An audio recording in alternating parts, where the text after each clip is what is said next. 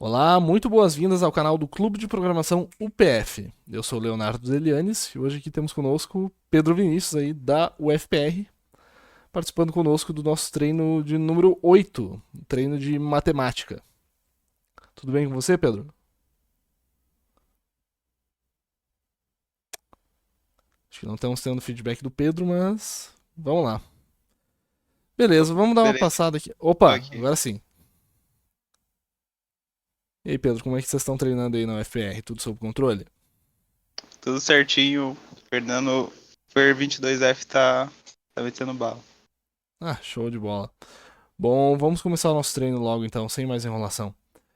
Vamos falar um pouquinho aqui do que a gente vai ter nesse treino de matemática. Ele é um treino bem básico, tá? Mas é só para introduzir alguns assuntos que podem ser abordados aí na programação competitiva em matemática. A gente vai passar uma visão geral, falar um pouco sobre possíveis problemas ad hoc de matemática, um pouco de teoria dos números, números primos, fatoração, MDC, MMC, fatorial, aritmética modular, combinatória, probabilidade e outros tópicos a serem estudados, que a gente não vai abordar aqui hoje, mas que é interessante buscar por conta. Beleza, vamos lá? Então, devido à forte ligação entre ciência da computação e matemática, é apenas natural que competições de programação tenham problemas relacionados à matemática. Muitos problemas da vida real podem ser modelados como problemas matemáticos. Só um pouquinho. Como eu ia dizendo, muitos problemas da vida real podem ser modelados como problemas matemáticos, né? Geralmente, a maratona e o ICPC incluem pelo menos um ou dois problemas de matemática nos cadernos de prova. Alguns não são puramente matemáticos, mas requerem insights matemáticos. Alguns tópicos que podem ser abordados em matemática, alguns assuntos que, mas não todos, que podem cair na maratona, no ICPC e na OBI. PA e PG, probabilidade, teoria dos números, fatorial, números primos, fatoração, MDC e MMC, aritmética modular, busca de ciclos, teoria dos jogos, probabilidade já falei, né? Álgebra, teoremas, combinatória, números de Fibonacci, polinômios, Big Integer ou Big Decimal, é um pouco raro, mas acontece, às vezes cai. Antigamente caía mais, hoje em dia com o advento do Python na competição, Python sendo aceito na maratona e no SPC, meio que não faz mais tanto sentido ter Big Integer e Big Decimal. Exponenciação de matrizes é bom saber também, e Minimax, que é um assunto aí não muito recorrente, mas que é interessante saber também. Possíveis problemas ad hoc de matemática envolve geralmente encontrar uma fórmula padrão simples, tipo, querem que o competidor leia a descrição com cuidado para obter uma fórmula simplificada ou achar um padrão. Usar força bruta geralmente dá time limit exceeded. As soluções costumam ser curtas, sem loops ou recursões. É geralmente uma formulazinha, alguma coisa assim, achar um padrão, não é nada muito mirabolante, não. Nada muito complexo em termos de algoritmo. É mais dificuldade, mas não tanta dificuldade de código, é dificuldade de pensar o problema mesmo. Conversão de bases ou variantes disso. Geralmente pode ser resolvido com bibliotecas prontas. C e C++ conseguem ler inteiros octais e hexadecimais. Java, Python e Kotlin também têm os seus recursos e bibliotecas para resolver esses problemas. Vamos dar uma olhada em como a gente consegue ler inteiros octais, hexadecimais, até binários com scanf no C e no C++. Beleza, eu vou dar um codebases.cpp. Vou fazer o seguinte, vou dar um include, vou dar um zoom aqui na tela, vamos ver se facilita a vida. Eu só vou voltar aqui rapidinho. Vou botar aqui para todos os desktops, agora eu consigo ver o OBS de boa. Então vamos voltar. E eu vou fazer o seguinte, include stdio.h int main return 0 int octal. Vou fazer o seguinte, suponhamos que eu queira botar Deixa eu dar um... Vamos experimentar...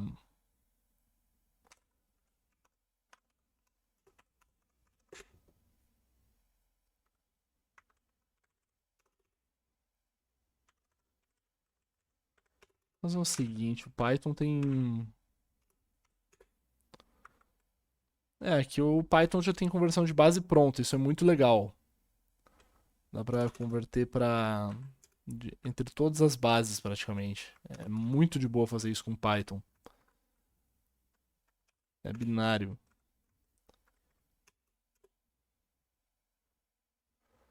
Eu vou fazer o seguinte, eu vou ler 45625 em octal. Na verdade, eu vou... Não, eu vou ler esse valor aqui. Int octal igual a... Não sei se o C permite... Isso aqui, 131071. Vamos ver o que dá. Int hexa igual a 0x 3f, 3f, 3f, 3f. Eu gosto muito de usar esse número como sinônimo de infinito em 10 afins. Vamos dar um 0x 3f, 3f, 3f, 3f para ver o que ele dá.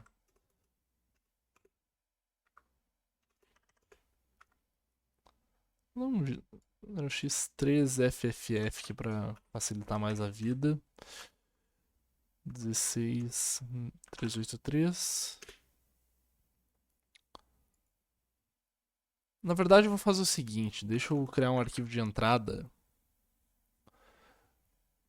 Então, vou dar um codebases.in.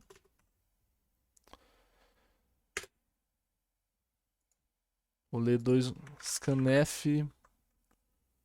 Vou ler um número em octal aqui.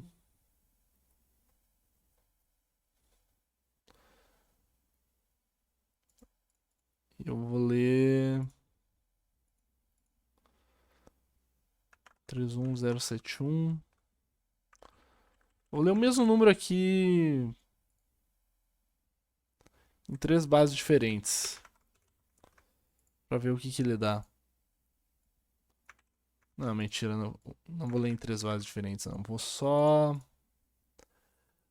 fazer o seguinte. Vou ler um número em decimal.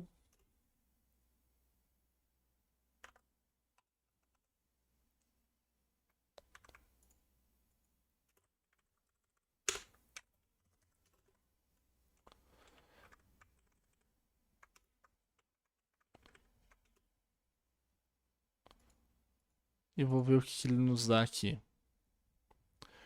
Porcento D eu vou ler em decimal, né? Vou ler o...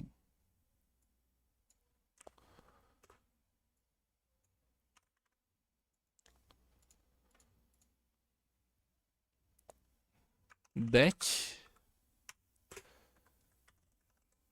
Percentual, vou ler o octal.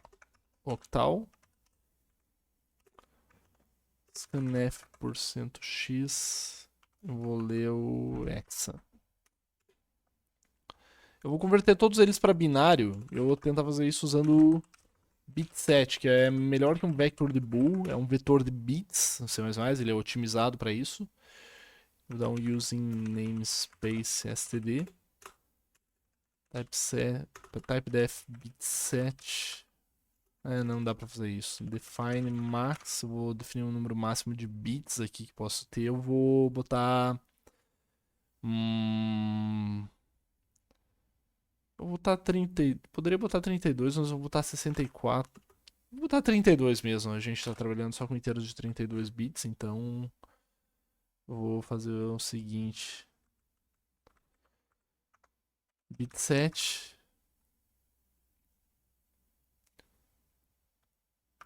Max. Bitset 32 aqui. Deck. Ou BD. bit 7 de deck, né?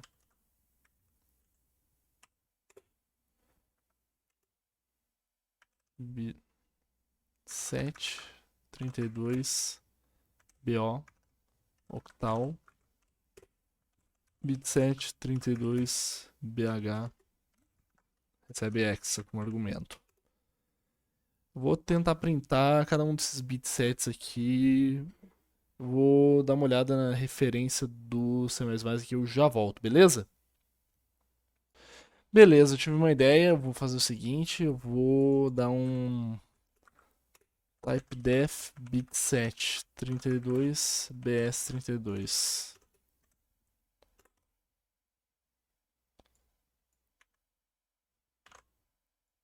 Vamos ver se eu consigo fazer isso aqui.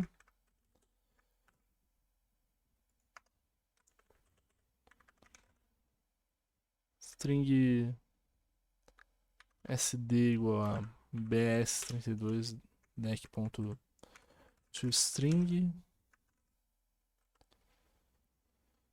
Vou ver isso aqui primeiro se compila. Se compilar, eu faço o resto. Mais menos wall std igual a c mais 17. Deixa eu salvar aqui. Bases.cpp. Compila, ótimo. Fazer a mesma coisa aqui com octal. Eu vou fazer a mesma coisa aqui com o...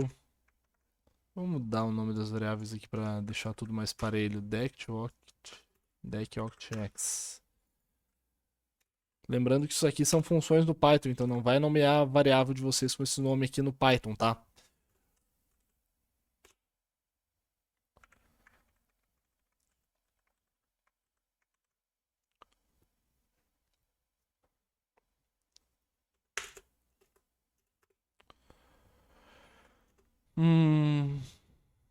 Deixa eu ver se eu consigo fazer isso aqui.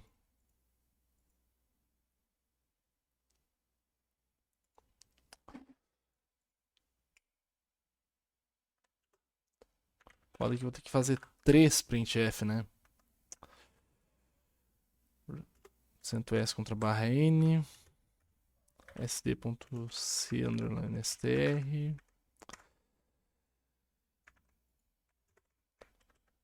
so.c underline str e sh.c underline str. Vamos ver se rola.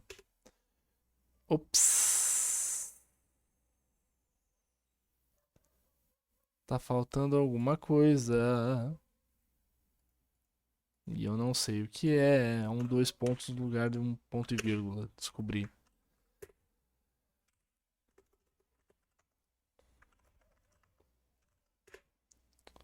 Olha aí. Conseguimos converter de todas as bases aqui para binário. Se a gente quisesse converter. Se a gente quisesse converter entre elas aqui, por exemplo, de hexadecimal para decimal, na verdade, só tu ler o número hexadecimal aqui, quando tu for dar um printf %d contra barra n x, ele já vai mostrar o número normal aqui. Vou compilar. Ó, 16383 já mostrou em decimal. Tu botar para printar em octal, ele vai printar assim, ó. Deixa eu comentar esse trechão de código aqui.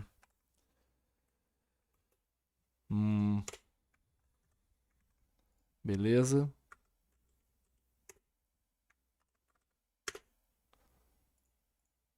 Que ele converteu para octal.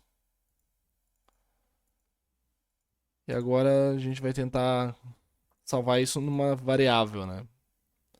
O número inteiro ele vai estar armazenado internamente como binário de qualquer forma, não como string binária, mas como um número binário, né? Então não faz diferença na prática, na variável em si ele não faz diferença. Agora se tu tiver que salvar isso numa string, por exemplo, uma string C, poderia fazer o seguinte: char str, vou botar aqui max mais 2, por exemplo, tamanho. Dá pra salvar numa variável, numa string, dá pra fazer sprintf str %x e decimal aqui. A gente vai converter isso aqui para decimal para hexa. E aí dá um printf %s contra barra n str. Vamos ver se dá boa? A gente mostrou o número hex aqui, né? Que é em octal. Esse último aqui, o 0x3fff, né? E a gente mostrou o número decimal aqui, que é o primeiro, 32767, como string hexadecimal, 7fff. Alguma dúvida?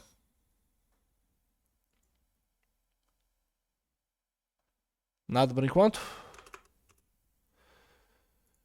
Beleza, vamos seguir o baile então. A princípio era isso que eu tinha para mostrar de conversão de base pro C++. São só alguns exemplos, mas já é alguma coisa para o pessoal não ter que implementar a conversão de decimal para binário na unha. Eu já tive que implementar algumas vezes. Se eu soubesse que tinha bit 7, a minha vida teria sido mais fácil. Bom, eu vou fechar esse arquivo de conversão de base aqui e eu vou pro próximo assunto. Sistemas numéricos ou sequências também são possíveis problemas ad hoc, né? Problemas que envolvem sequências numéricas existentes ou inventadas pro problema em si, para a hora da prova, com o objetivo de produzir o enésimo número da sequência, os n primeiros números, etc. Alguns exemplos conhecidos são a sequência de Fibonacci, que começa com 0 e 1 e a soma e os outros elementos são a soma dos dois elementos imediatamente anteriores. Fatorial começa com 1 e 1, fatorial de 0 por definição é 1, fatorial de 1 é ele mesmo. E o fatorial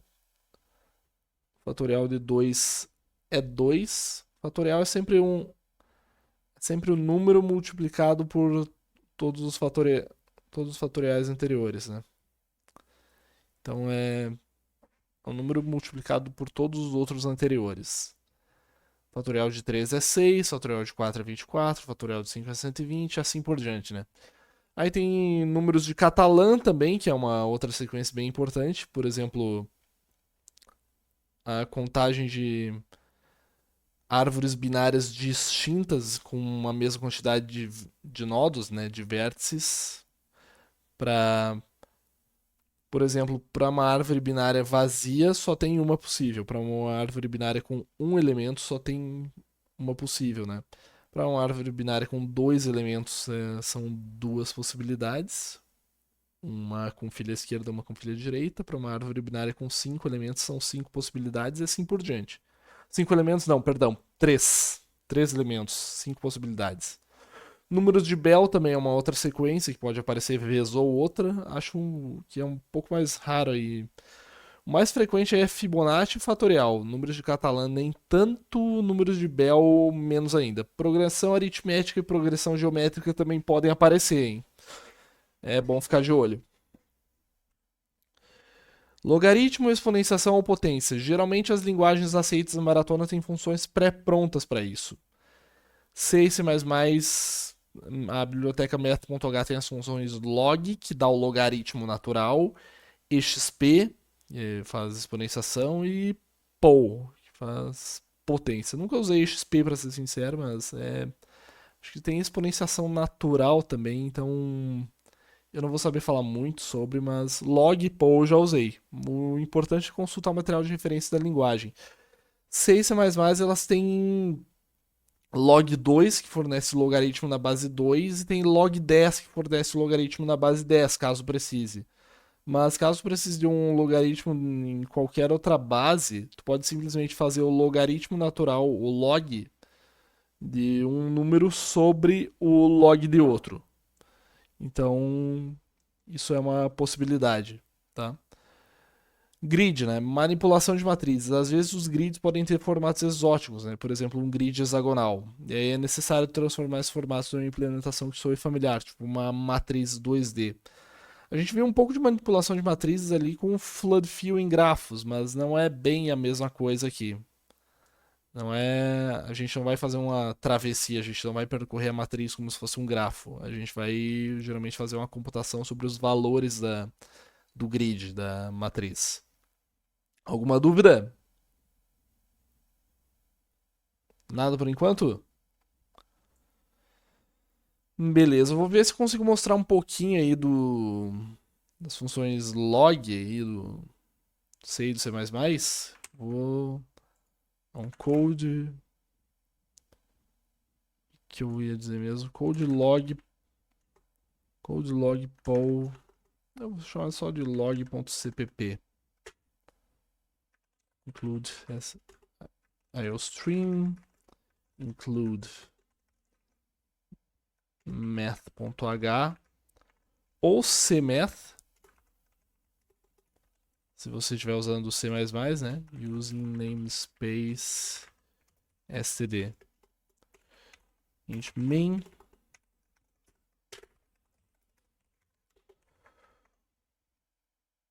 Vamos tentar fazer o logaritmo de cout log de 16 na base 2.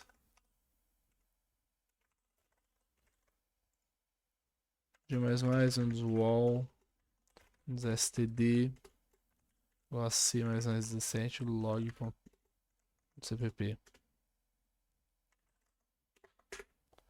Da log 16 na base 2 é 4. A gente pode fazer isso aqui em qualquer base aqui.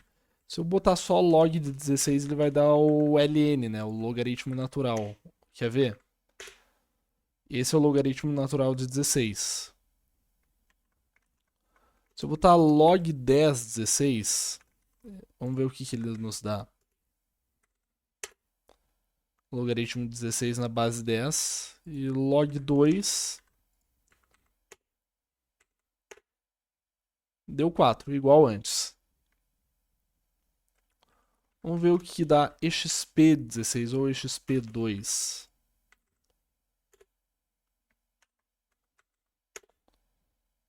(7.38906). Não vou saber muito bem. Seria algo como expoente natural, não tenho certeza, não vou manjar muito. Vamos fazer o seguinte: potência de 2 na 16.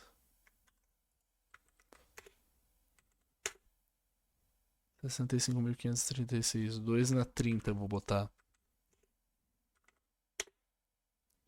Ele mostra a partir de certo ponto, ele mostra em notação científica, então tem que ter cuidado com isso. Porque provavelmente ele está imprimindo isso, essas funções todas retornam um double, então tu tem que fazer o cast para int se tu quiser mostrar um número inteiro. Vamos ver se dá certo. Aí, ó. Tá aí um pouco aí de potência, exponenciação e de logaritmo, tá? Vou dar uma fechada nisso aqui. Vamos pro próximo assunto. Beleza? Polinômios. Existem problemas aí que envolvem a avaliação de polinômios, multiplicação, divisão, etc. A gente pode representar eles armazenando os coeficientes dos termos em ordem decrescente de potência. O que me passou pela cabeça ao ver isso aqui? Pode ser que a gente consiga fazer algo tipo um vector, né? De pair de inteiros, onde o primeiro inteiro seria a potência e o segundo valor, ou vice-versa, dependendo que for mais fácil aí de ordenar. Mas é uma forma de armazenar os polinômios para trabalhar com eles. Frações. Tem soma, subtração, multiplicação, divisão, simplificação, etc. Tem um exercício no Bcrowd de estrutura de dados que se chama TDA racional, que ele trabalha justamente com a ideia de frações, de tu ter um tipo de dado abstrato aí para trabalhar com frações e tu fazer todas essas 5 operações aí que ele pede. Python tem uma classe fraction pronta para isso. É bem interessante saber. E aí tem outros problemas ad hoc que não se encaixam em nenhuma dessas categorias anteriores. É isso que a gente pode ter aí de problemas ad hoc na matemática. Pode ter, às vezes, problemas com datas, palíndromos, ano bissexto ou não, calendário, diferença de datas. Isso é bem possível. Teoria dos números. Trabalha com números inteiros e funções com valor inteiro. Alguns problemas matemáticos ficam mais fáceis se você souber a teoria por trás dos problemas. Caso contrário, ou você toma time limit exceeded fazendo força bruta, ou você simplesmente não consegue resolver o problema. Alguns tópicos trabalhados em teoria dos números são máximo divisor comum e mínimo múltiplo comum, fatorial, números primos e fatoração em números primos e aritmética modular. Vamos dar uma olhada? Números primos, gente. Números naturais são divisíveis por 1 e por si mesmos, exceto o próprio número 1. Aí a gente tem uma lista dos primeiros números primos. O 2 é o primeiro número primo e é o único primo que é par. Afinal de contas, todos os outros são divisíveis por 2, né? Aí vem o 3, o 5, o 7, 11, 13, 17, 19, 23, 29, 31. Às vezes é interessante saber quantos primos existem no intervalo. Por exemplo, existem 25 primos no intervalo de 0 a 100, inclusive. Alguns primos grandes, geralmente esses primeiros dois aí são utilizados para aritmética modular. 10 na 8 mais 7, 10 na 9 mais 7, que é o nosso primo grandão favorito, né? Fácil de decorar. 2 na 31 menos 1, que é o limite de um inteiro sem sinal, quer dizer, um limite de um inteiro com sinal, corrigindo. O limite do inteiro sem sinal é 2 na 32 menos 1. E 2 na 31 menos 1 também é um número primo de Mersenne. Os números primos de Mersenne seguem a seguinte fórmula: né? 2 elevado a p menos 1, onde p é um número primo. Os números que seguem essa fórmula podem ser primos também, nem todos são.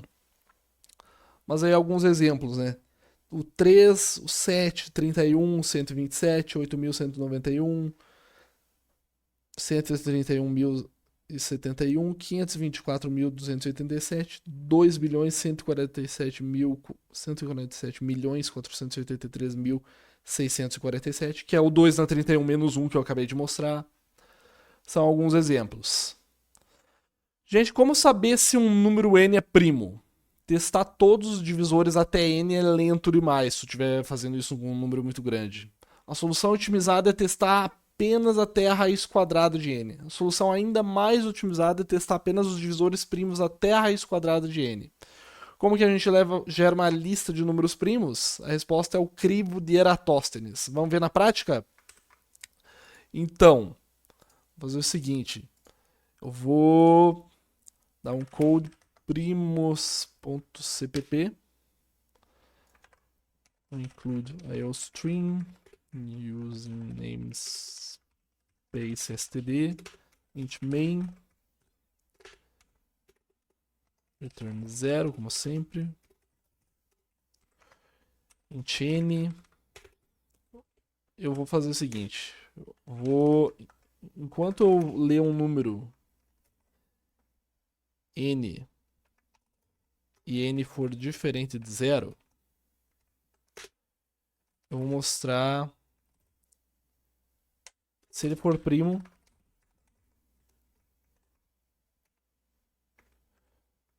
Deixa eu botar isso aqui entre parênteses.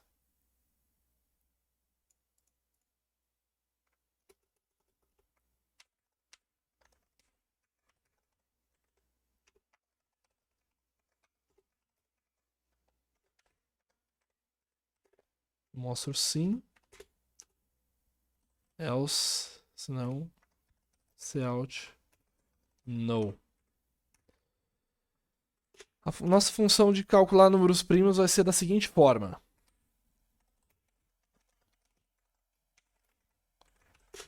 A gente tem uma função booleana isPrime, né?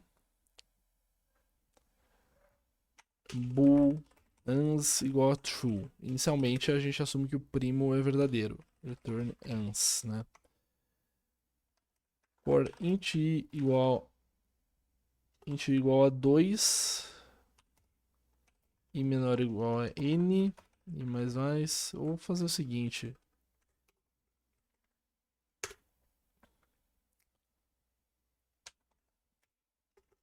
Eu posso fazer o seguinte aqui, int div igual a 0, return div igual a 2.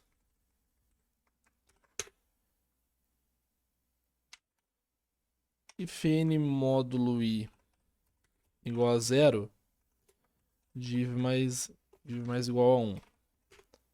If div maior que 2, break.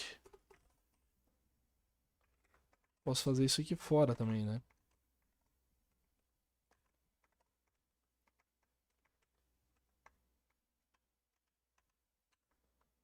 Mas eu vou deixar aqui por enquanto. Reparem como isso daqui vai ser demorado.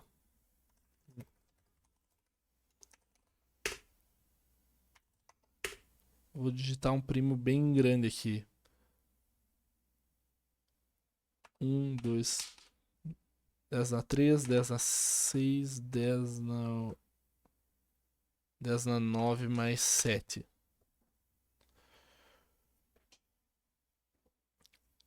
É, ele demorou, mas pra ter noção do quanto isso demora, acho melhor a gente cronometrar a execução.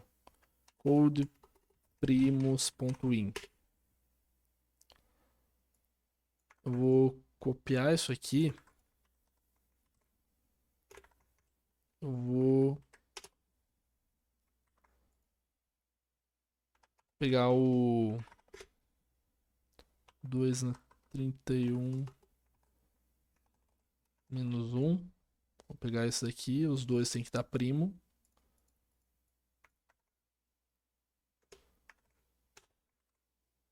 E esse não pode ser primo. Tá. Vou pegar o 10 na 8 mais 7 aqui também. Eu vou dar code primos.sol. Yes, yes, yes, no. Vamos testar com os barbadinhos aqui também. 2, 3, 4, 5, 6 e 7. Tem que dar yes, yes, no, yes, no, yes. Yes, yes, no, yes, no, yes. Tá. Vou compilar de novo esse código. Então, time.barra a.out, recebe como entrada primos.in, joga no my.sol. Acabou jogando no my, azar. Vocês podem ver que está demorando bastante para dar a resposta. Deu uns bons 12 segundos. Vou dar um mv my para my.sol. Div primos.sol my.sol. Parece que deu uma resposta diferente aqui só. Code my.sol.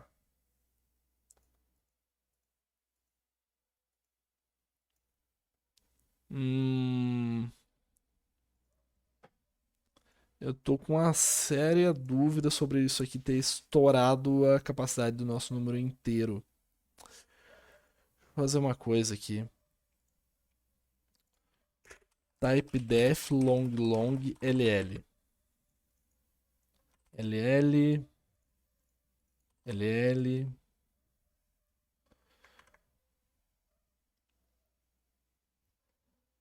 Vamos ver se isso resolve.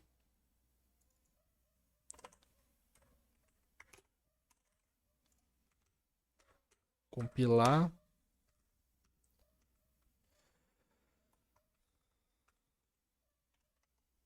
Fazer vocês passarem pelo martírio de esperar 12 segundos até ele dar o resultado de novo. E paciência. Enquanto isso, vou Até que não demorou tanto. Falar um pouco e dar uma enrolada, dá uma aliviada no tempo. Mas tá aí. Agora deu certo.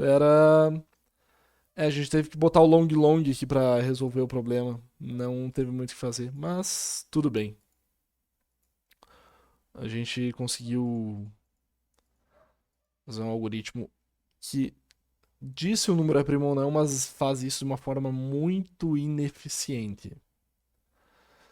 Vamos fazer isso de uma forma um pouco mais esperta? Vamos fazer isso de uma forma um pouco mais esperta. Vamos testar só até a raiz quadrada.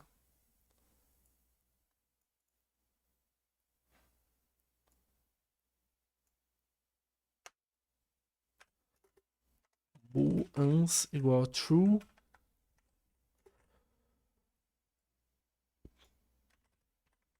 Agora a gente vai fazer o seguinte, a gente vai começar i em 2, enquanto i ao quadrado for no máximo n,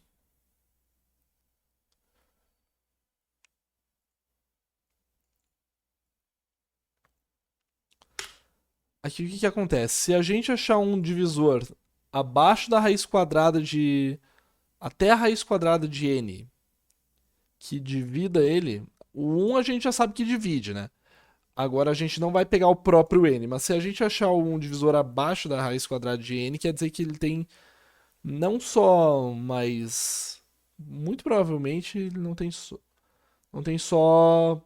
A menos que o divisor seja a própria raiz quadrada de n, ele não tem pelo menos mais um, mas ele é capaz de ter pelo menos mais um ou dois divisores. Então, ans igual a false break.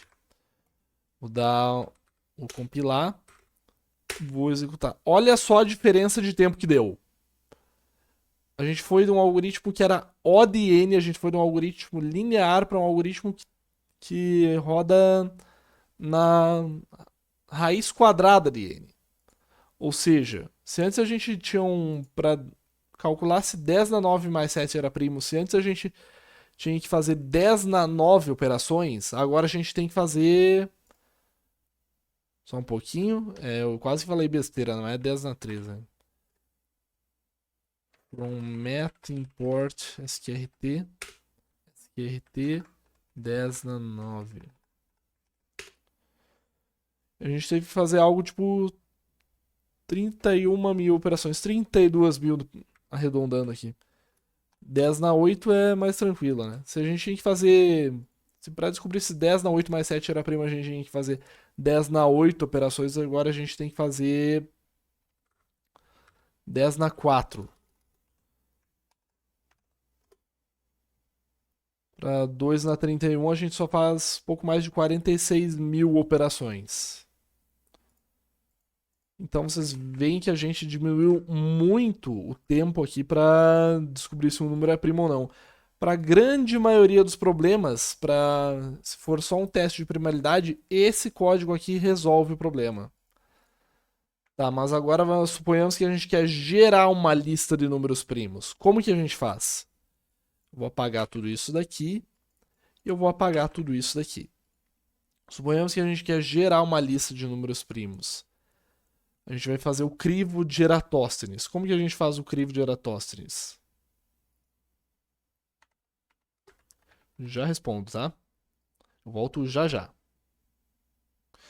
Muito bem, voltando, vamos ver como a gente faz o crivo de Eratóstenes, então. Vamos ver como a gente faz o crivo, né? Eu vou codar ele aqui da seguinte forma. A gente tem o... Só um pouquinho.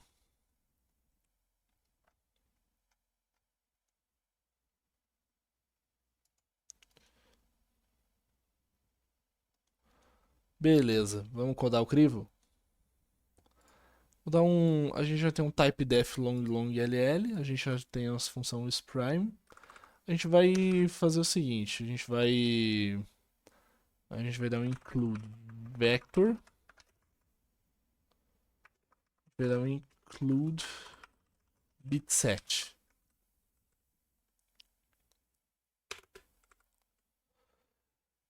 Vamos fazer o seguinte. Eu vou codar em português aqui mesmo, vai ser uma mistura, né? Vai ser uma tristeza. Ou. Tanto faz. Eu vou fazer o seguinte: typedef vector ll vll.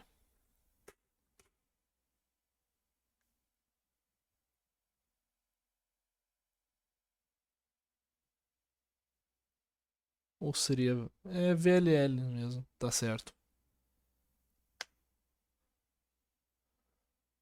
Vamos codar. Vou botar aqui LL Tancrivo 27 Max BS. Que ele botou algo em torno de define max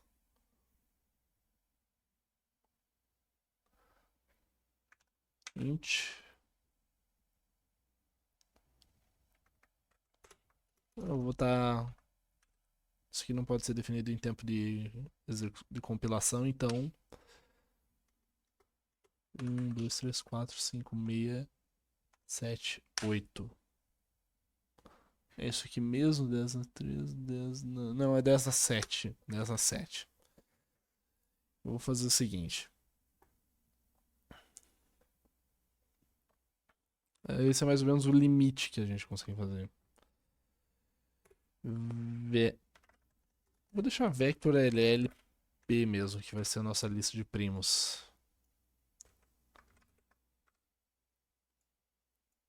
Ou simplesmente vllp. Nosso crivo funciona da seguinte forma: void crivo ll limite.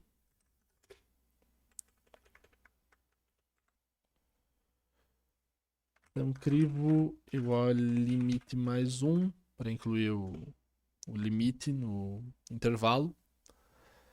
Vai fazer bs.set, a gente vai marcar todos os primos inicialmente como todos os números inicialmente como primos menos 0 e 1.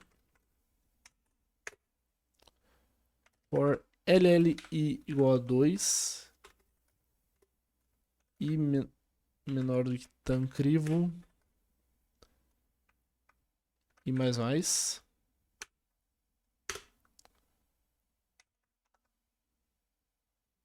If bs índice i,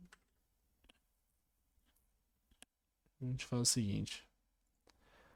Se não, ou melhor, se não for primo, se a gente já decidiu que não é primo esse valor, a gente só vai para o próximo.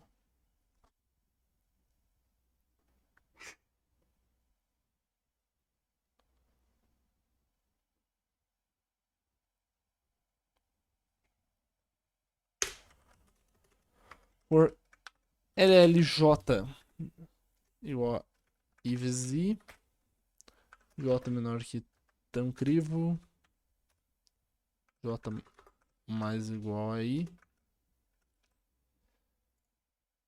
Vou dar uma diminuída aqui na fonte. Acho que assim facilita, né?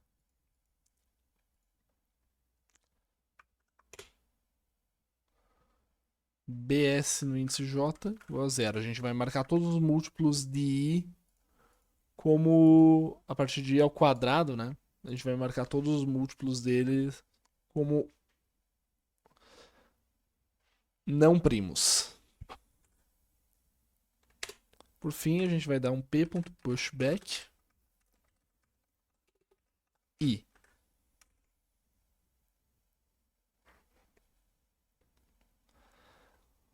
Já vamos modificar essa função aqui de número primo, tá? Vou fazer o seguinte.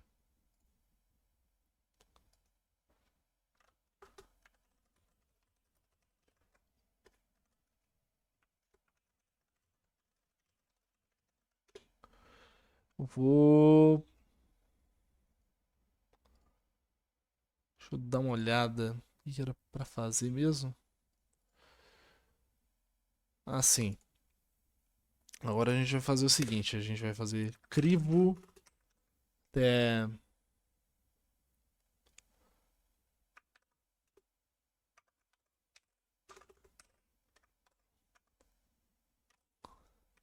10 na 7.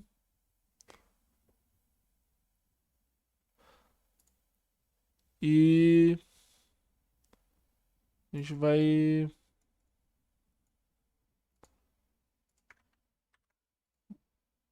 mostrar os mesmos valores de antes. Só que agora a gente vai fazer o seguinte, a gente vai modificar a nossa função.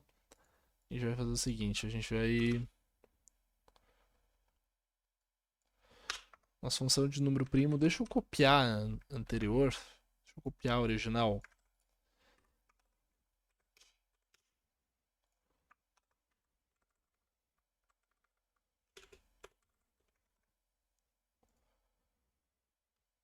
Agora a gente faz o seguinte, a gente dá um... Se n for menor que o tamanho do crivo, a gente retorna BS no índice n. A gente retorna já se ele está marcado como primo ou não. Int i igual a 0 e menor que int b.size e pi vezes pi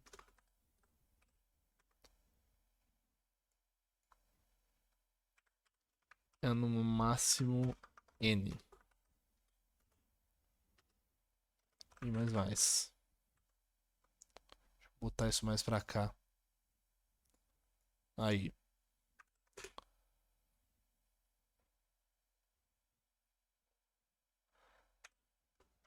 Se n módulo p no índice i,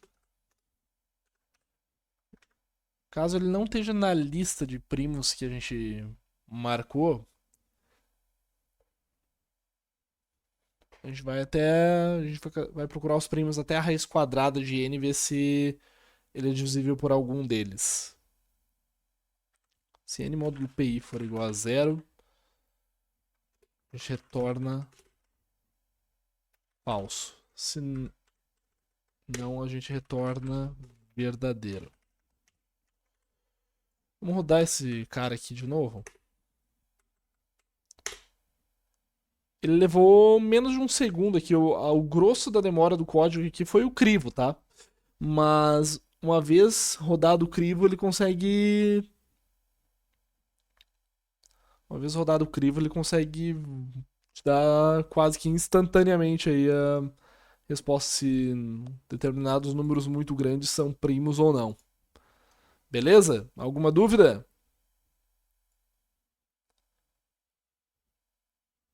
Fiquem à vontade para printar esse código. Nesse código, como que faz mesmo a complexidade? Complexidade.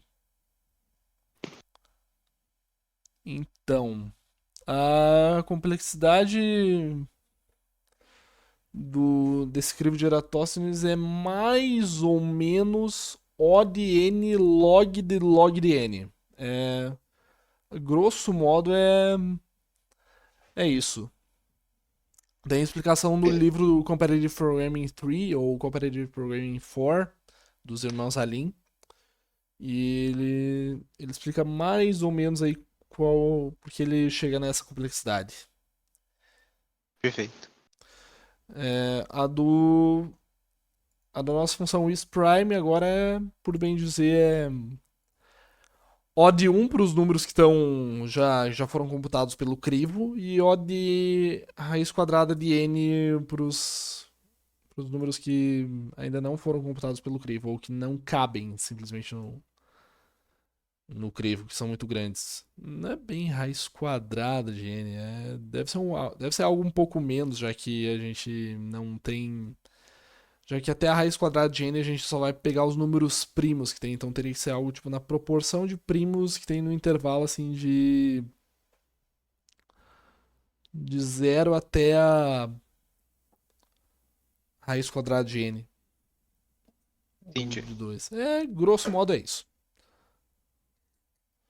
Bom, mais alguma dúvida?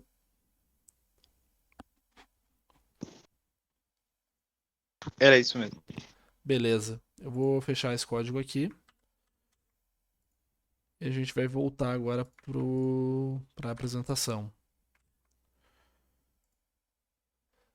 Fatoração em números primos. Todo número composto, ou seja, não primo, n, pode ser escrito como um produto dos seus fatores primos. Por exemplo, o 600 ele pode ser escrito como 2 vezes 2, que é 4, vezes 2, que é 8, vezes 3, que é 24, vezes 5, que é 120, vezes 5 dá 600. Ou seja, 2 na 3, vezes 3, vezes 5 na 2. A gente pode gerar uma lista de fatores primos armazenando os fatores e suas respectivas potências, né? Funções envolvendo fatores primos aí. A gente pode contar o número de fatores primos de n, a gente pode contar a quantidade ou a soma de divisores de n, e a gente pode ver a função tociente aí também, ou phi de Euler. Vamos ver na prática? Então aqui eu vou fatoração.cpp. Na verdade, vou dar um cp primos.cpp fatoração.cpp.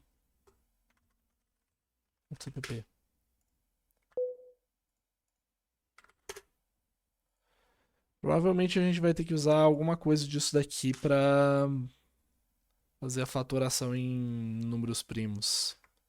Vamos ver o que a gente vai usar. Eu volto já já.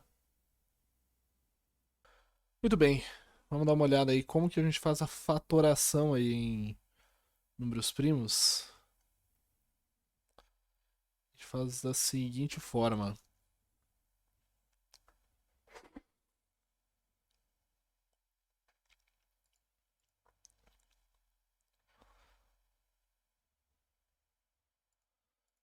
A gente vai fazer o seguinte, a gente vai vou dar uma função que retorna um vector de long long ou um VLL, né? Opa, abriu duas vezes. VLL fatores primos LLN. VLL hatch, que é o nosso retorno. For int i igual a 0. Eu vou copiar essa mesma linha aqui.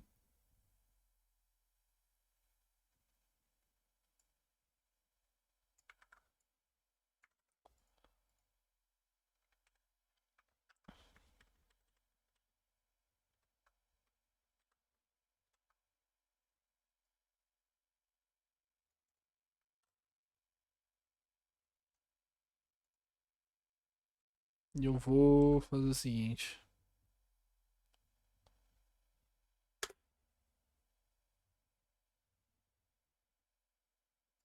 Acho que não precisa disso.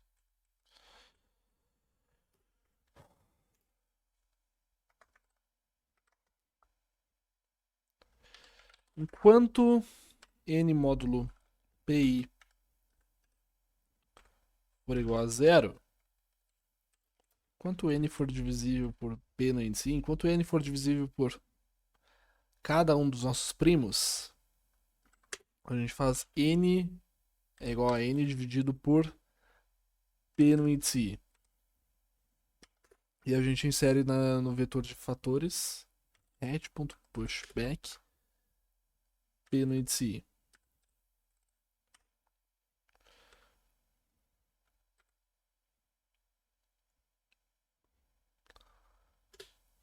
Se n, no final das contas, o n resultante for diferente de 1, a gente dá um hat.pushback n.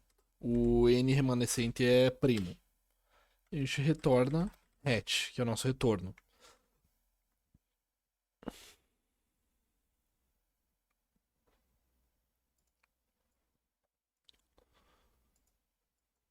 Então a gente vai fazer o seguinte. A gente vai dar um...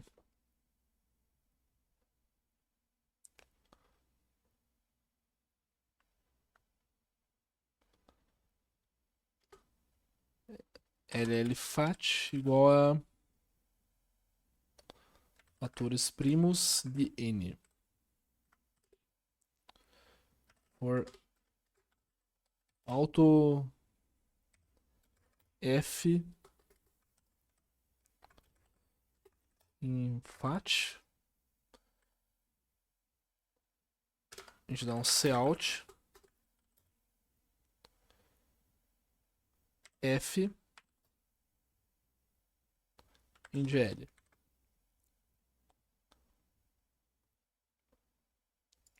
Ou a gente faz o seguinte, a gente imprime eles separados por espaço, né?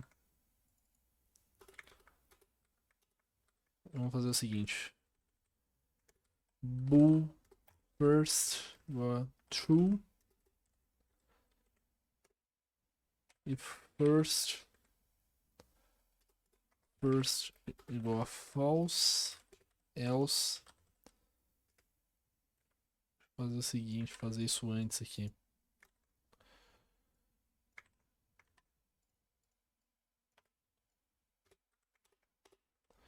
Cout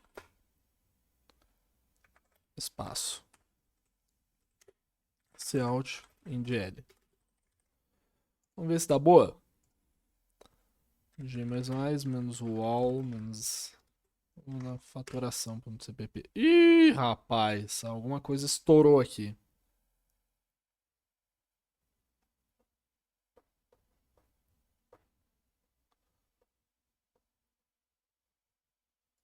VLL. Ah, VLL. Aqui. Tá, agora compilou.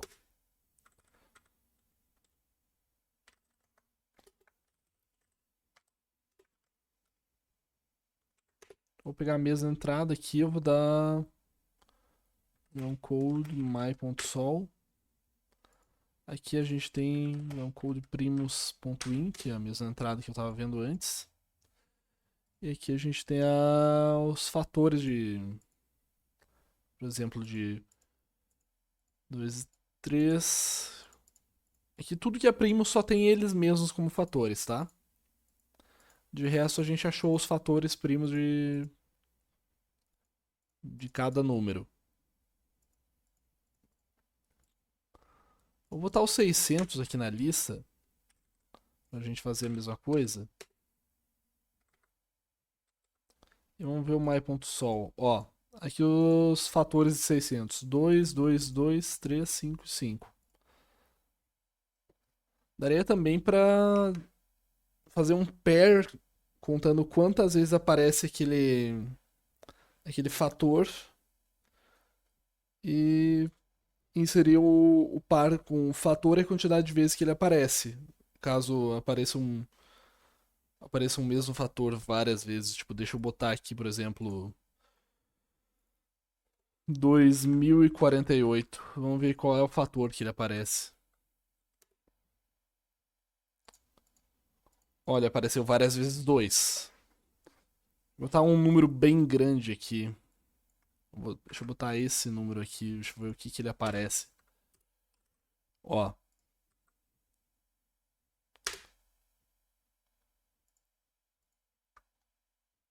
Dois na 32 apareceu 32 números 2. Ou. Não, isso aqui é 2 na 31 mesmo. Apareceram 31 números 2. É isso aí. Alguma dúvida? Nada por enquanto? Podemos seguir viagem? Quem quiser printar o código, fique aí à vontade. E a princípio eu acredito que seria isso. Vamos ver se tem mais alguma coisa interessante pra gente ver. Uma ferramenta que é legal, que é o Factor, que às vezes é da própria linha de comando daí. Mas só pra, tipo, verificar. Assim? Schulman factor. Ah, legal. Não sabia dessa. Vou ver.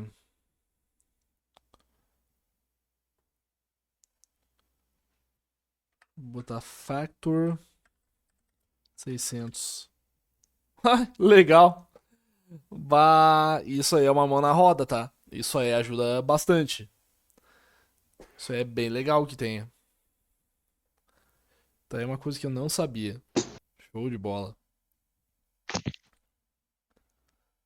Vamos ver se tem mais alguma coisa interessante pra gente codar aqui.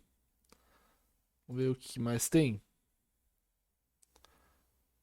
A gente pode ver o número de fatores primos. A gente pode fazer o seguinte, a gente pode simplesmente. Deixa eu dar uma olhada aqui. A quantidade é a soma de divisores. A gente pode ver também.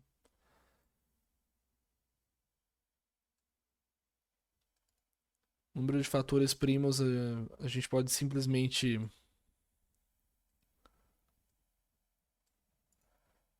fazer o seguinte.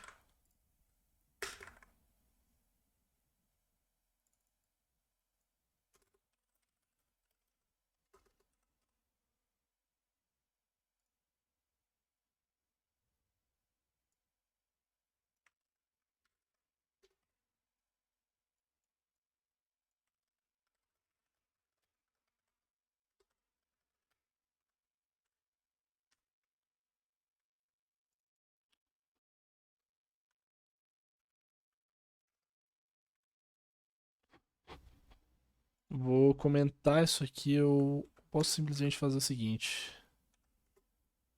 Int cout num fp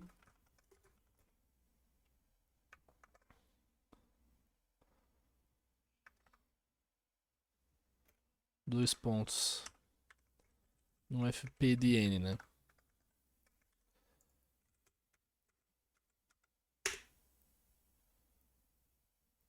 A gente tem que retornar ll. Mentira, é int mesmo.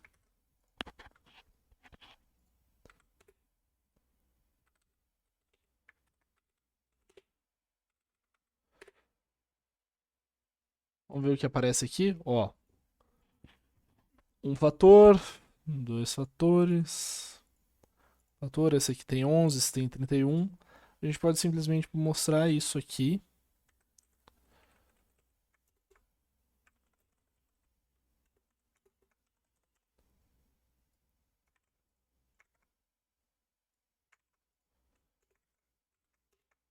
E não mostrar isso aqui, se a gente quiser saber só a quantidade de fatores primos e não a lista. Beleza?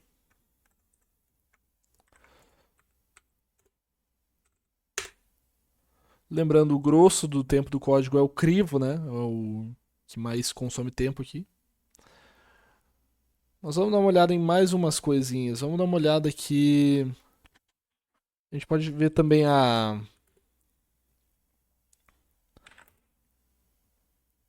quantidade de divisores.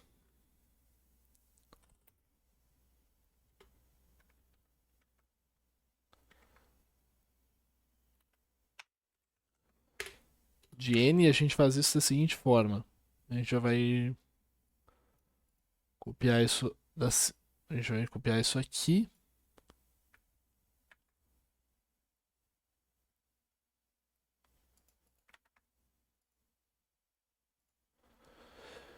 E a gente vai fazer o seguinte: nossa resposta inicialmente é 1. E para cada um dos números primos, a gente vai.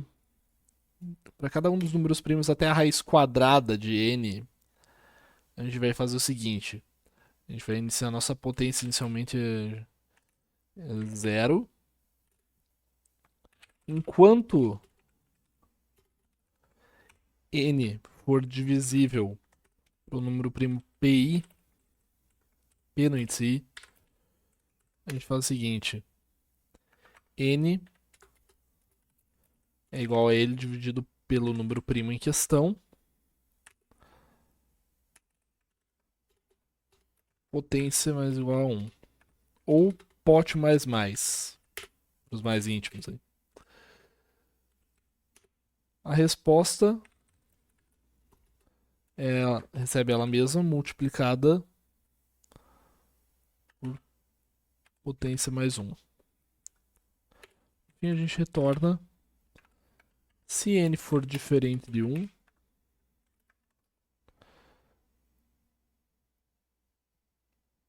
a gente retorna duas vezes a resposta. Resp vezes 2. Ou resp. E aqui a gente tem o número de divisores. Vamos ver se a gente consegue o número de divisores aqui. Aqui a gente tem dois divisores para o número 2, dois para o número 3. Tudo que é primo aqui tem dois divisores. Tudo que não é primo aqui tem mais de dois divisores. Suponhamos que a gente quer a soma dos divisores.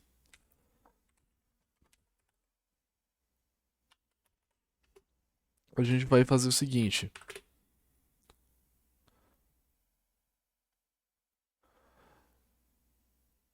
LLResp igual a 1. E aí a gente vai copiar o mesmo esqueleto do código anterior. Para cada um dos números primos que a gente computou com o crivo, sejam no máximo a raiz quadrada de n, e fazer o seguinte. LLMult igual a P no índice I, total igual a 1.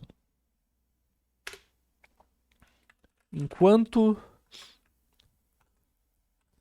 n módulo P no índice I for igual a 0, n é dividido por P no índice I. Nosso total recebe o multiplicador aqui. Nosso multiplicador é multiplicado por P no índice I.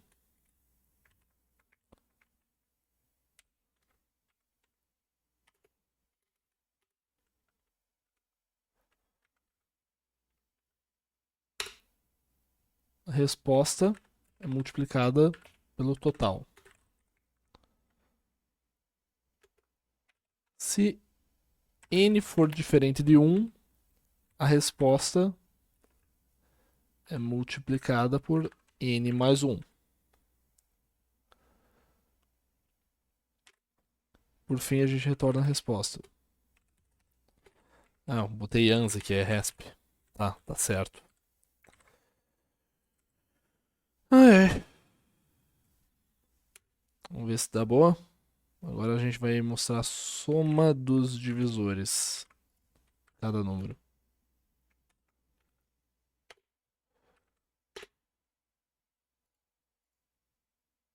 Ih, rapaz, deu overflow. Alguma coisa que não deu certo.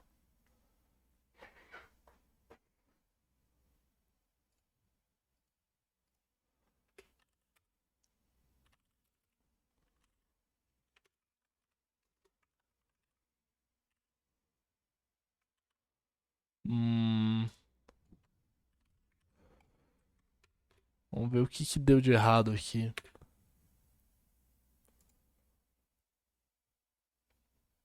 Alguma coisa com. Algo de errado não está certo. Eu vi que ele deu problema ali no. Eu vi que ele deu problema ali nos números que são potência de 2.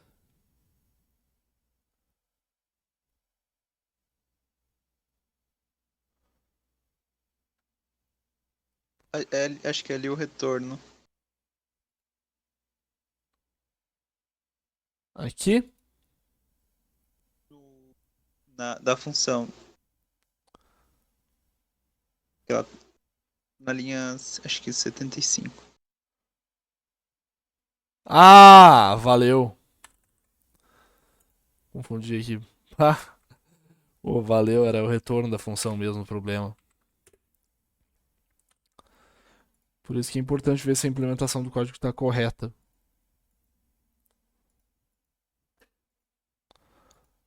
Repara que os números primos, a soma dos divisores deles são eles mesmos mais um, né? 2 e 3 dá 13, 4. 5 dá 6. 7 dá 8. 10 na 9 mais 7, 10 na 8 mais 7, 10 na 9 mais 7 dão 10 na 8 mais 8, 10 na 9 mais 8, respectivamente. E assim por diante, né? Beleza, mais alguma coisa que seja interessante a gente ver? Nesse último eu não peguei muito a ideia. Soma de divisores?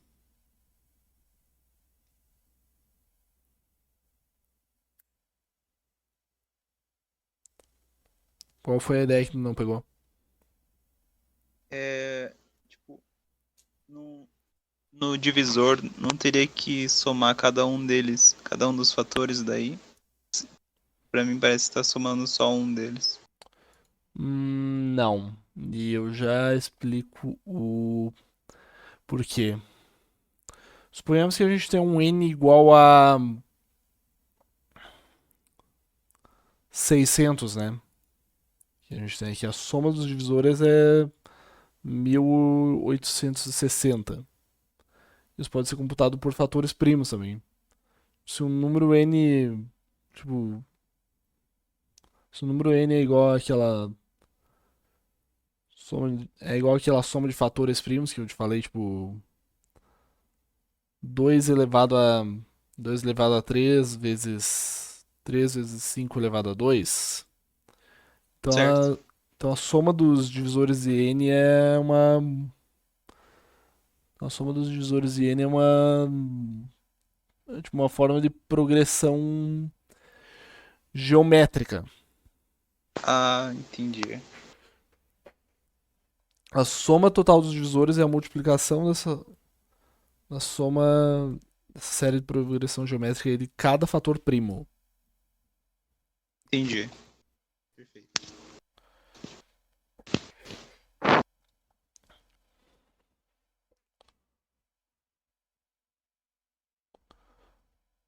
Beleza? Beleza. Não sei se é o caso de a gente ver feed Euler. Eu particularmente nunca vi isso cair na maratona, ou se vi, não era um problema que eu sabia resolver. Vai querer ver mesmo assim? Não, tá tranquilo. Beleza. Esse aí eu vou deixar pra quem tá vendo o vídeo aí procurar por conta, então. Você que tá vendo a gravação aí, procure saber aí o que é a função tociente de Euler, beleza? Então, a gente já viu como. O que a gente viu de números primos foi basicamente como saber se um número n é primo, como gerar uma lista de números primos, como fatorar um número composto em números primos, como contar o número de fatores e contar a quantidade ou a soma dos divisores de n. Beleza? Vamos pro próximo então. MDC, MMC e fatorial. Eu não vou mostrar muita coisa na prática aqui porque a implementação é bem trivial. O MDC ele pode ser descoberto com o algoritmo de Euclides, né, que está aí exposto na tela, né, que é uma função recursiva bem legalzinha de codar, uma linha só. Faz um ternário aí bem elegante. O algoritmo de Euclides é da seguinte forma, né? Passa dois inteiros A e B. Se B for igual a zero, o máximo divisor comum dos dois é A. Se não. Ah, aqui eu botei GCD, né? Eu corrigi aqui rapidão. É MDC, que eu botei em inglês. Pronto, problema corrigido. Agora sim. Agora o código roda. Agora o código compila. Aí tu tem MDC de A e B, né? Se B for igual a zero, retorna A. Senão tu retorna o MDC de B, passando B como argumento, e A, resto de divisão, ou melhor, A módulo B. O MMC pode ser calculado com um algoritmo igualmente simples, mas tu tem que ter o MDC codado também, né? Tem o MMC de A e B, que retorna A dividido pelo MDC de A e B vezes B. Essa é a fórmula aí do MMC. Fatorial é a multiplicação de todos os números naturais até n, né? Fatorial de n. Por definição, fatorial de zero é 1. Os demais seguem a seguinte forma: fatorial de n é igual a n vezes o fatorial de n menos 1. Ele pode ser computado de forma recursiva ou iterativa. O long long do C++, né, que é até 64 bits, suporta só até o fatorial de 20. Então a maioria dos problemas que vão te pedir fatorial, ou eles vão pedir até 20, ou se pedirem coisa além disso, eles vão pedir aritmética modular, então tu vai ter que tirar um módulo, por exemplo, eles vão pedir para tu dar a resposta módulo 10 na 9 mais 7, que é uma forma tipo aí de hash, tipo um hash assim, uma fórmula para evitar conflitos, tipo que mais um resultado aí módulo aquele número dê o mesmo número. Beleza? Aritmética modular. Alguns problemas de programação podem ter positivos muito grandes ou negativos muito pequenos, tanto intermediários como a resposta final. Por isso, alguns problemas pedem que você dê a resposta módulo algum número, né? Geralmente um primo. Nosso primo grandão favorito aí, por exemplo, que é o 10 na 9 mais 7. Para obter um valor não negativo de A, pode ser necessário usar A módulo M, entre parênteses, mais M, também entre parênteses ali, módulo. Espera aí que eu acabei esquecendo de anotar alguma coisa aqui. É módulo M, né? Módulo M.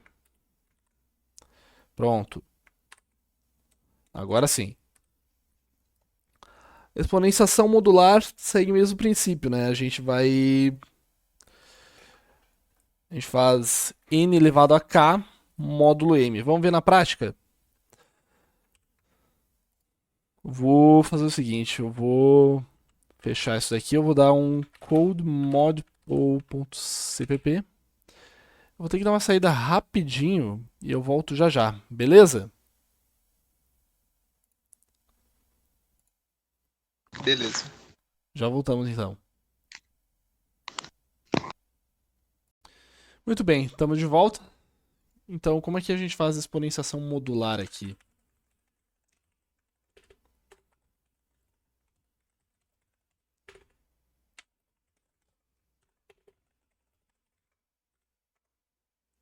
A gente faz a exponenciação modular da seguinte forma. A gente tem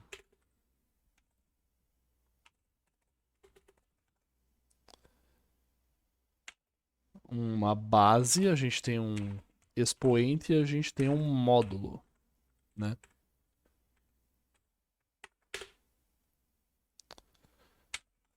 Se o expoente for igual a zero, então a nossa resposta é 1. Tudo que for elevado a zero é 1, né? Por definição. Nossa,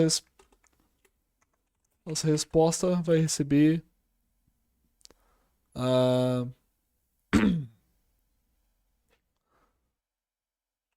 a potência de B e dividido por 2, ou ainda E deslocado um bit à direita, né? Isso vai dividir ele por 2, né? E o módulo, né? Nossa resposta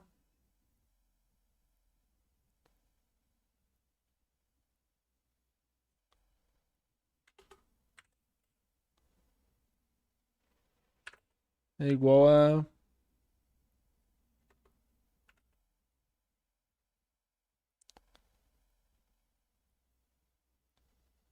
a resposta vezes ela mesma, módulo M.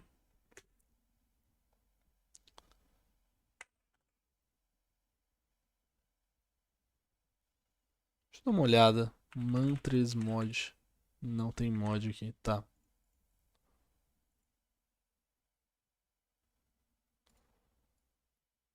Dá uma olhada. Mod resp vezes resp M. Não sei se tem que dar um include na cmeth, talvez. Met.h. Se a potência for ímpar, então a resposta é multiplicada pela resposta multiplicada pela base, né?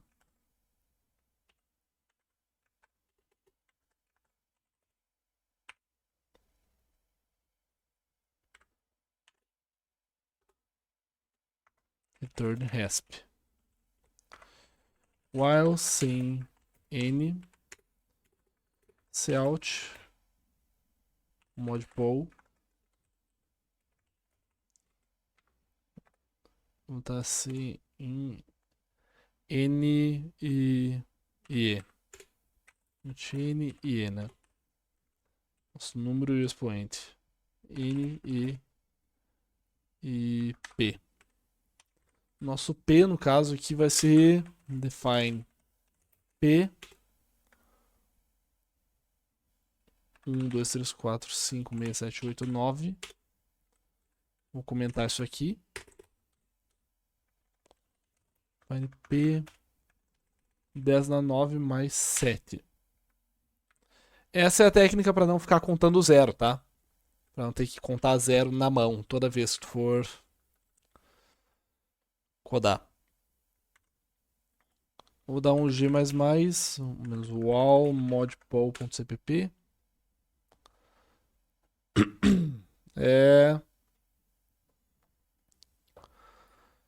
Vamos fazer o seguinte. A gente vai implementar uma funçãozinha aqui, int mod, int a, int m, pra gente tirar o módulo certinho, pra garantir que a nossa resposta seja positiva. A gente vai fazer o seguinte, return a módulo m mais m módulo m. Agora sim. Vamos fazer 2 elevado a 16. 65.536. Deixa eu fazer uma coisa. Em GL estava faltando.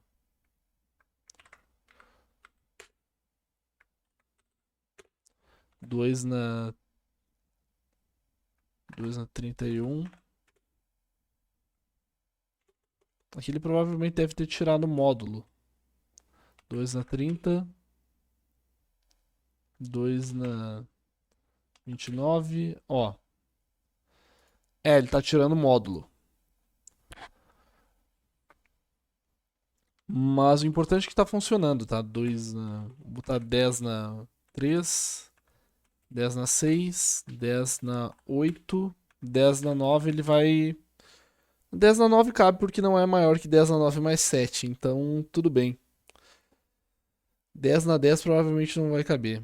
Então vou botar 20 na 5. 20 na 7. 20 na 6. 20 na 7 eu acho que a gente já teve que tirar módulo, hein? Mas a princípio é isso. O legal dessa função de exponenciação modular é que a gente pode, se a gente tirar um módulo dela, ela vira uma função de exponenciação binária simples. Não sei se precisa, porque já tem a função pol no C e no C++, mas caso tu queira exponenciação binária, ela ajuda, né? Então a gente faz o seguinte, ll xpbin int b int e, se ll na verdade, ll type def long ll.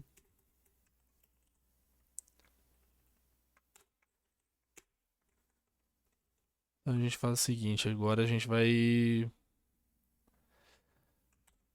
se e for igual a 0, a gente retorna 1. Nossa resposta é igual a xpbin b e dividido por 1.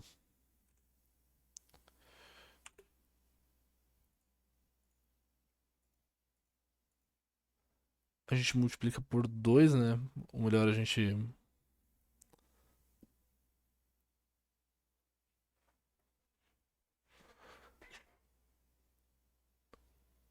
1 vezes ans, não é 1 vezes 2, mas enfim.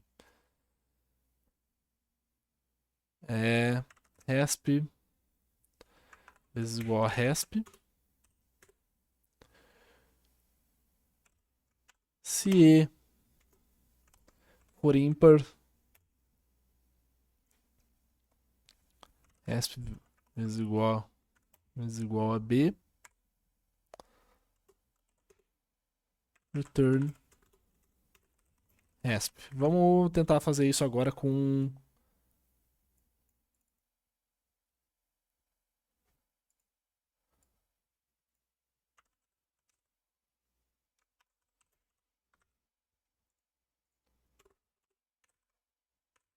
Vamos tentar fazer isso agora dessa forma. Sem tirar módulo. Tá? 2 na 10, 2 na 20, 2 na 30, 10 na 3, 10 na 6, 10 na 9, 10 na 12. Opa! Tivemos um overflow aí. É int resp, esse foi o problema. ll resp. Vamos corrigir isso aqui. Vamos limpar, compilar, executar. E 2 na 30. Ué. Ah, eu botei asterisco. 2 na 30. Eu achei que era Python. Eu achei que eu tava no shell do Python. 2 na 31. 2 na 32. 10 na 12. Agora sim. 10 na 15. 10 na 18. Beleza, nossas funções de exponenciação modular e exponenciação binária estão funcionando. Vou testar mais alguns números, tipo 3 na 9 na 9.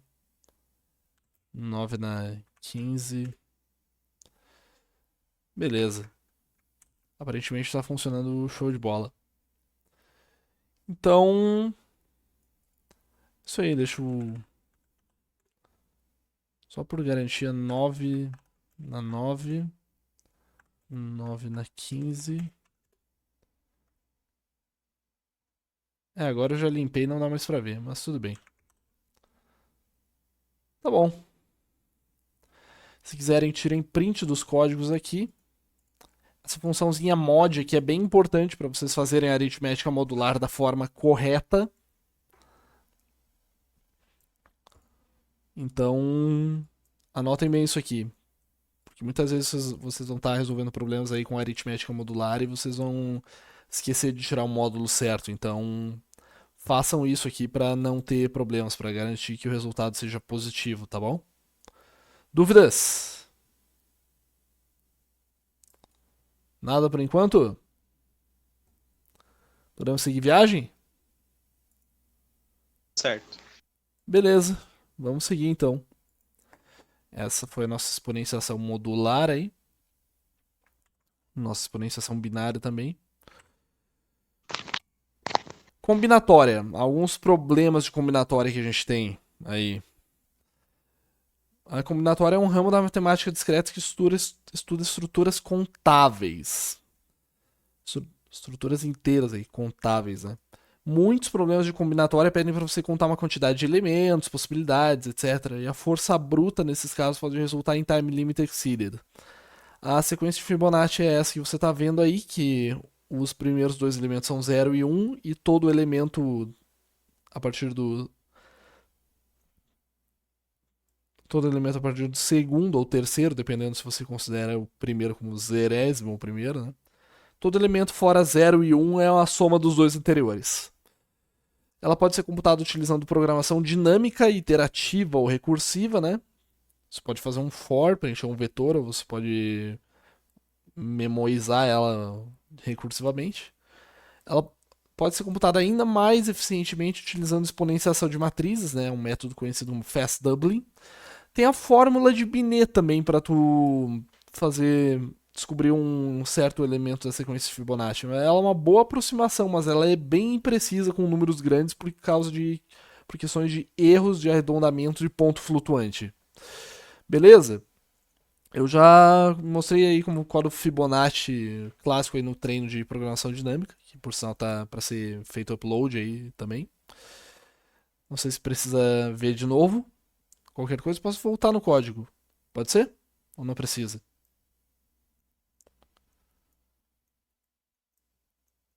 A princípio, acho que não, né?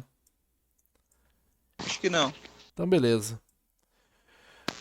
Pessoal que procura aí como fazer esses três métodos aí para computar os elementos da sequência Fibonacci.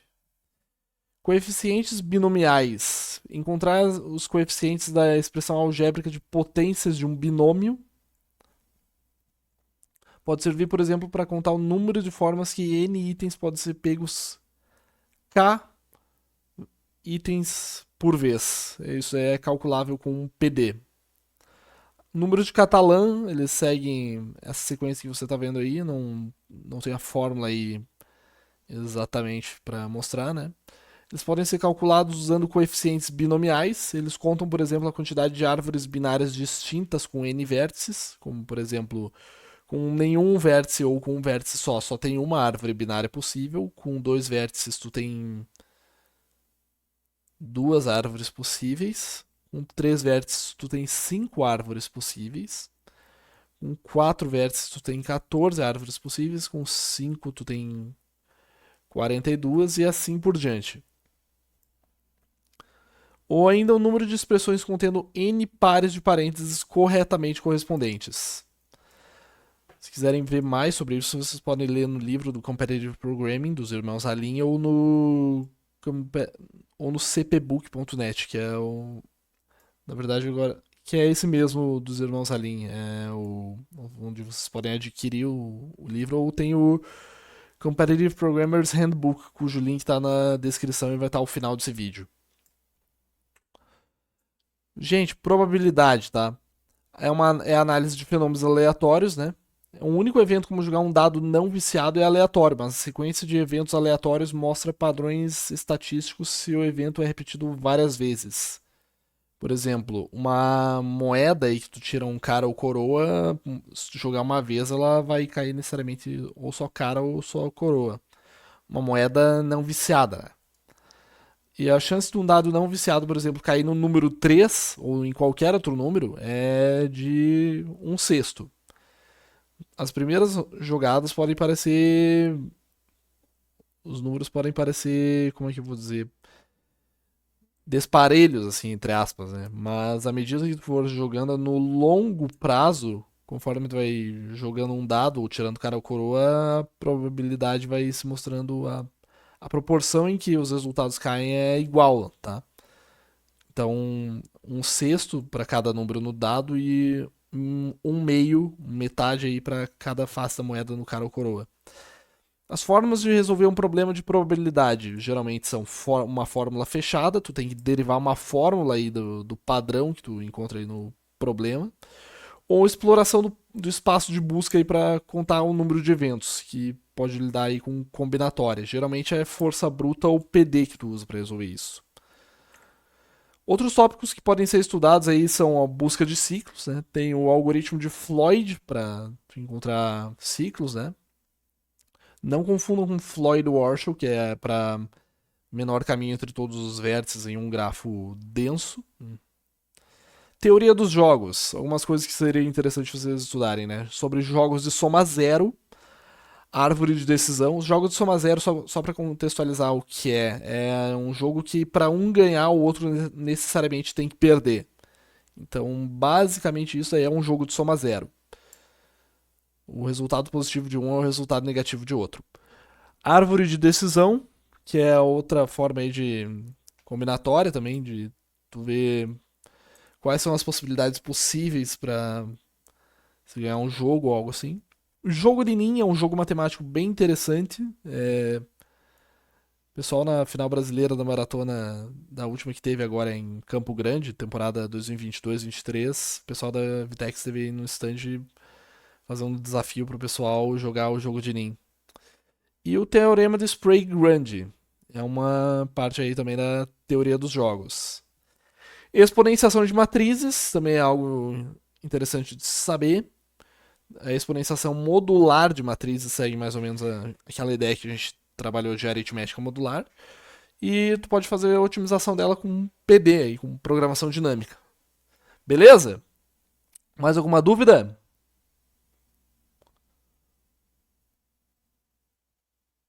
A princípio não? Tranquilo. Beleza. Aí as referências utilizadas aí, o Cormen e o Esquina não são referências que eu cheguei a utilizar hoje, mas eu utilizei principalmente o Competitive Programmer's Handbook e o livro dos irmãos Arlin, o Competitive Programming. Os links, como sempre, estão na descrição. E esses dois primeiros livros, o Cormen e os livros do Steven Skinner, são bem interessantes aí se você quiser estudar para programação competitiva ou simplesmente estudar as bases aí de estruturas de dados, complexidade de algoritmos e afins. Beleza? Vamos pro contest de hoje? Partiu BigCrowd? Contest de hoje, né? Na verdade, no plural. A gente tem um contest aí no BigCrowd, que já tá rolando, que é esse daqui.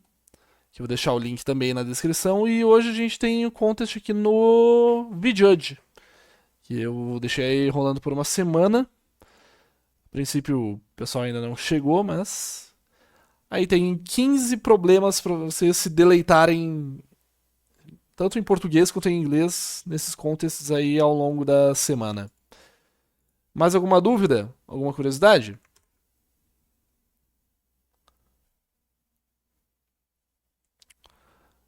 É só isso por hoje?